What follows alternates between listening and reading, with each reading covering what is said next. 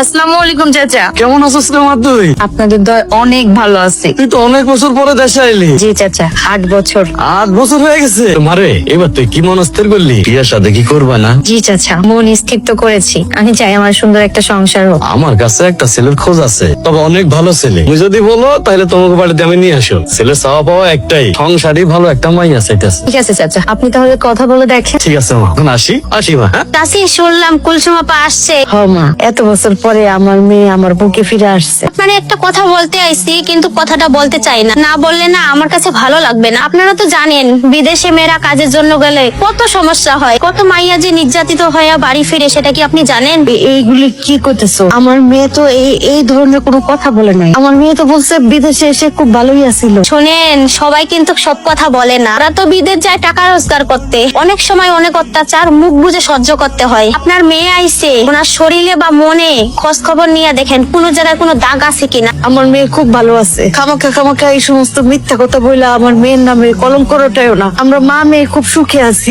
সত্যি কি আমার কুলসুমের উপরে এই ধরনের কোন ঘটনা ঘটছিল?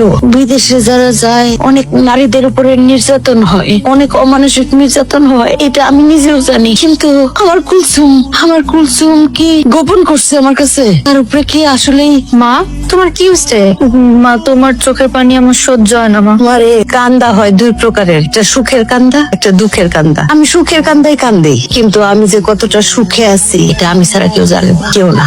তুই বাড়িতে আসার পরে বাড়ির লোকজন বাইরের লোকজন নানা আশেপাশে কথা কয়। একটা সত্যি কথা কবি মা, আমার কি মা হয়ে আমি তোরা এটা জিজ্ঞেস করতেছি, তুই বিদেশে কি চাকরি করতি? তুই কি মা কোনো খারাপ? না মা, এটা বলো না তুমি। আমি তোমার সন্তান। দুনিয়ার সবাই যা খুশি তাই বলুক, তুমি এটা বিশ্বাস করো না মা। আমি খারাপ কিছু করতে পারি না মা। আমি বিদেশে যে গাধার মতো খাটছি, বাড়ি কাজ করছি, দিন নাই রাত নাই, খাওয়া দাওয়া বাদ দিয়ে শুধু কষ্ট করে টাকা রোজগার করছি, কিন্তু আমি সম্মান মিলাই দিইনি মা। তুমি এটা বিশ্বাস করো মা। ছেলে মেয়ে দুইজনদের পছন্দ করছে।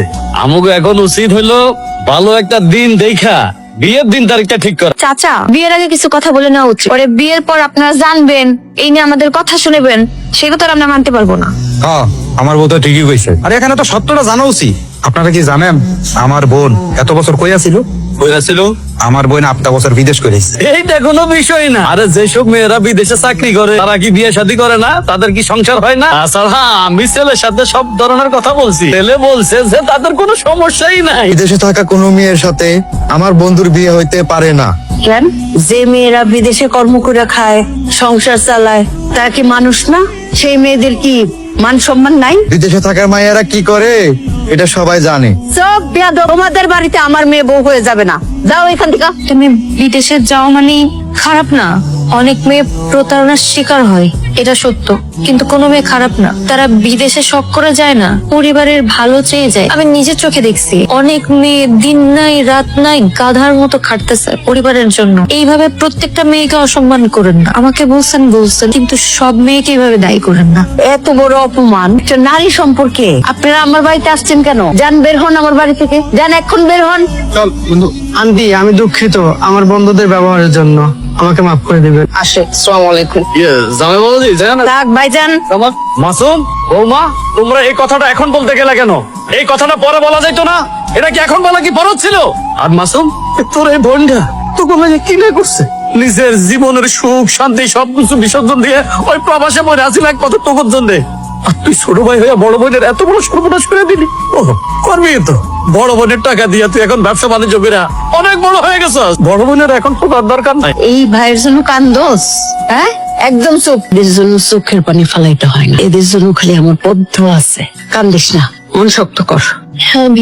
আমি এবার শক্ত হবো না। অনেক ছাড় দিয়ে ফেলছি, এবার আমি আমারটা বুঝে নেবো। শুধু আসলে বুঝে নেব।